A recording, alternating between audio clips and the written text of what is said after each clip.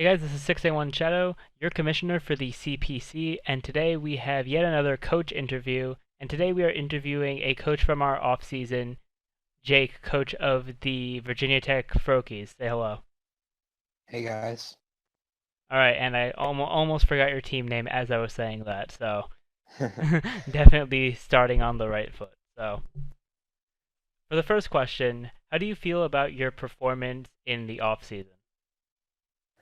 Well, in the off season, I feel like I did pretty well. I performed decently against some good players, but I failed to get over the hump and really contend with the best players there like Johnny and Rob.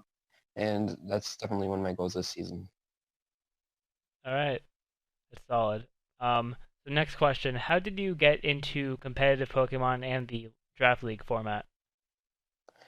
I got into competitive Pokemon and draft league, just like I bet a lot of people did by watching other YouTubers. I was watching Shady Penguin a lot back in the day. And I started watching these GBA battles and I thought they were cool. And I started watching other GBA coaches and I thought the whole system was really cool. And I just started to start joining some leagues. All right. So, going off of that question, how much Pokemon Draft League experience do you have? Like, have you been in any notable leagues, or like, how many leagues have you been in? Stuff like that. How much experience do you have in the Draft League? I'm pretty experienced in the format. I've been playing for about a year, but I've been in a lot of leagues. I've been in some pretty high competition leagues, and I've got to play some really good players, such as Gypsy King and Togavor, and one of my other goals is to just play some really good people and learn from experience in the format. All right. So, have you been in any big leagues per se, or is CPC really like the only decently big league that you've been This in? is the biggest league I've been in to this like ever, so I'm pretty excited but also a bit nervous. So yeah.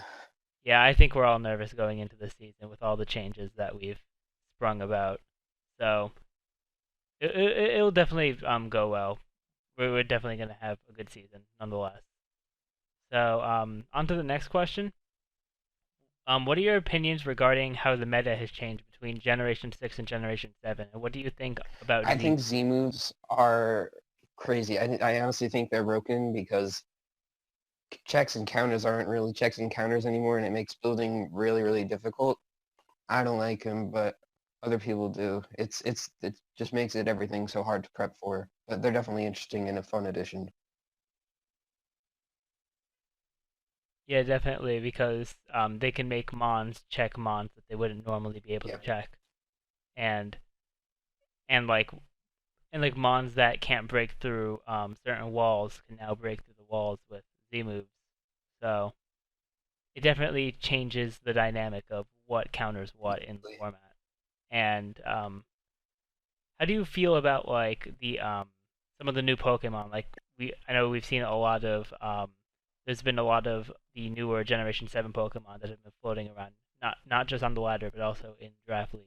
Um, I haven't tried most of them yet, but I gotta say some of my favorite ones to use are a lot of the grass types. They add a lot of good, nice grass types such as Serena and Dhelmise and Decidueye that I all enjoy using. But other than that, I should try some more mons. But they're overall pretty cool. They added some nice versatility and uniqueness. Yeah, it's definitely all the new mons are definitely really fun to use, and it's funny. I'm looking at your off-season team, and you actually did not have any new mons. So Yeah, sometimes I'm a bit reluctant to try them out. yeah, I was the same way, but I'm starting to try them out now. So it's just something to ease yourself into, you know. Mhm. All right, so on to the next question. Going into CPC Season 4, how confident are you? I'm a bit mixed. I think I can compete with almost everyone here, but it's difficult because it's a big rise. But I do think I am a pretty potent player in the format. All right. All right. So, um, and now a lot of for this next question, a lot of the coaches that are interviewed have a really hard time answering this question because of just the sole level of competition we have in the league. But in your opinion, who is the most coach in CPC? Who's the most skilled coach in CPC?